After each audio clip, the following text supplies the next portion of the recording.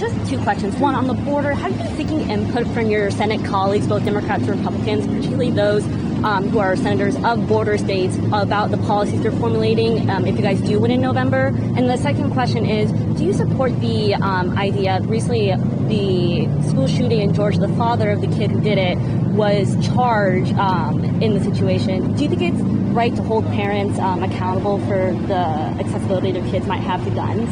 Well, look, on the Georgia situation, again, we guys are, this is just a few days old, and I think it's important to say our hearts go out to all the families affected by it. Just an unbelievable tragedy at the beginning of the school year. And we just, we wish as much counseling and as much sympathy and just as much healing as is possible in this situation. I just can't even imagine what these families are going through. And look, I think you let Georgia law enforcement figure out what makes the most sense.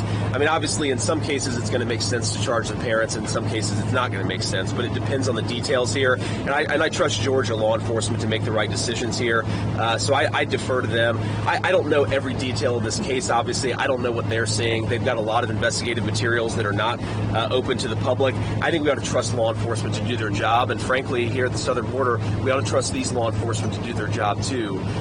Your second question was about talking to some of the border state senators. Yeah. I mean, look, it's funny, of course, because he was potentially talking about being tapped as VP. I get along well with Mark Kelly.